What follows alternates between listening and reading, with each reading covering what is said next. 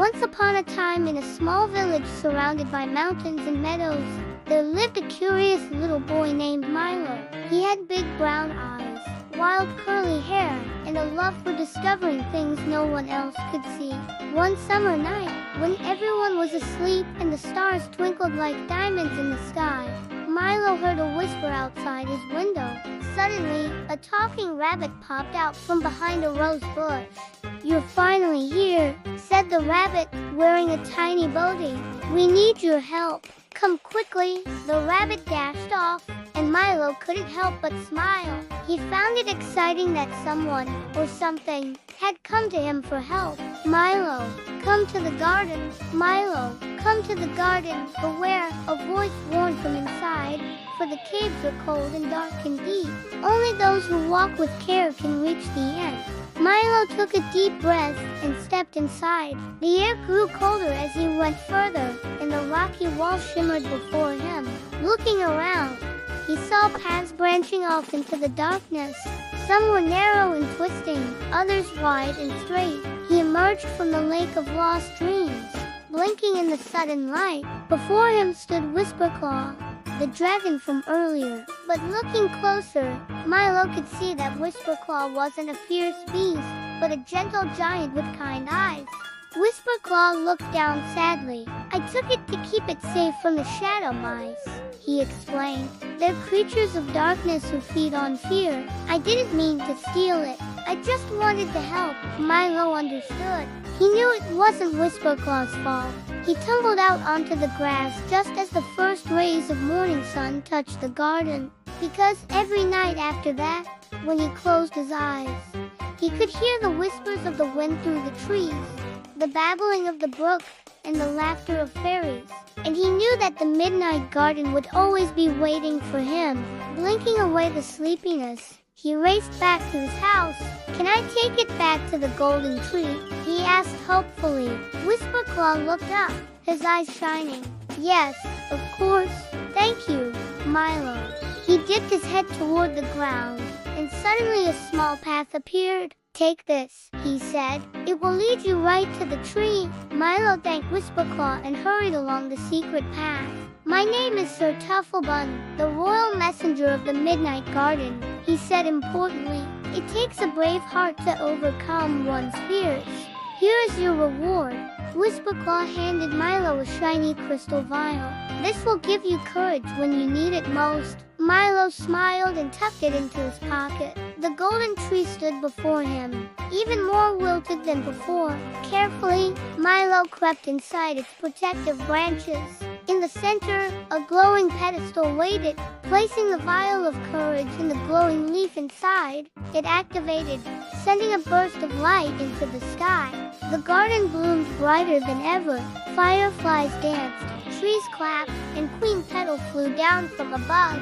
Then he remembered the golden tree. When he opened them, he chose the wider path. On its surface floated 3 white lilies, each with a tiny door in its center.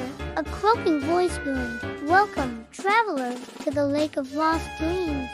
Suddenly, a shooting star streaked across the sky, leaving a trail of shimmering dust. Queen Petal waved her magic wand. "Look," she cried, "a wish is granted to you for saving our garden." Milo thought for a moment.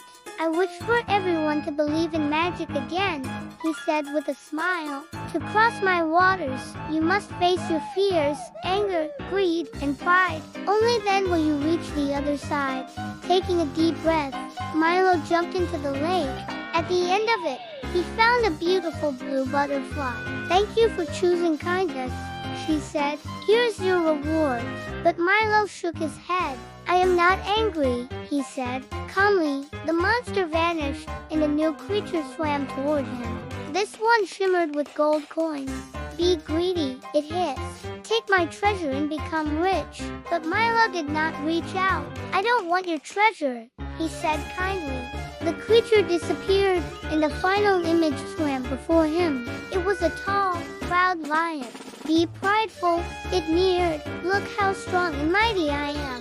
But Milo remembered what his mother had taught him. "Pride only makes you lonely," he said softly.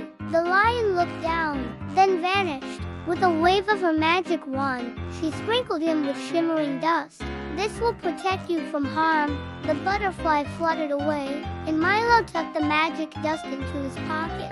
Then he led Milo through magical vines into a hidden part of the garden where flowers danced, frogs sang lullabies, and butterflies painted the sky. It was beautiful.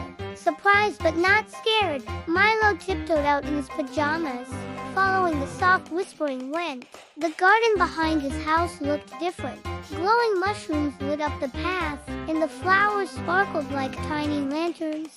As he followed the rabbit, the bushes parted, and the rabbit turned around.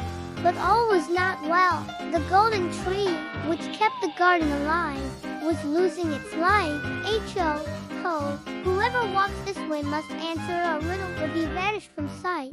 A talking rock loomed, what has roots as nobody sees, is taller than trees. Up it goes, and yet never grows.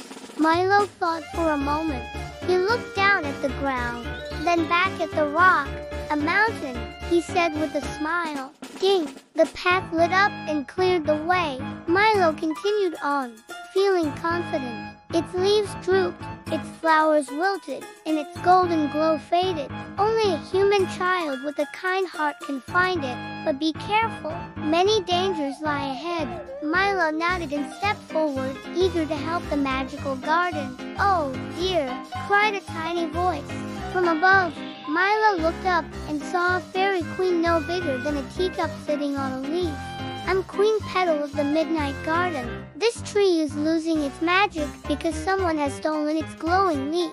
Without it, our garden will wither away." She dabbed her eyes with a handkerchief. "Don't worry," said Milo bravely. "I'll bring the leaf back." "Thank you," said the queen. His first challenge was the puzzle path. As he walked along, the stones beneath his feet began to sing. Suddenly, the rocks split apart and a cool breeze blew out, revealing a cave entrance. Then Milo spotted a small signpost.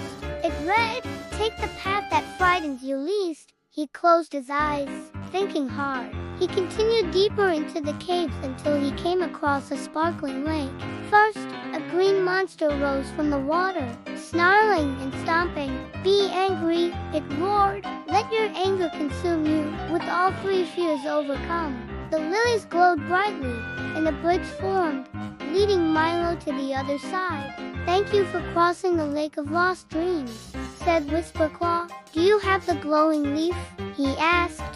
He soon arrived at the edge of the Midnight Garden. "You brought the leaf back," she cried happily. "The golden tree is strong once more. You saved the Midnight Garden." Queen Petal waved her wand. "As you wish." The next thing Milo knew, he was being pulled toward the opening of the tree. No one believed his story the next day. They thought he'd been dreaming, but Milo didn't mind. The end.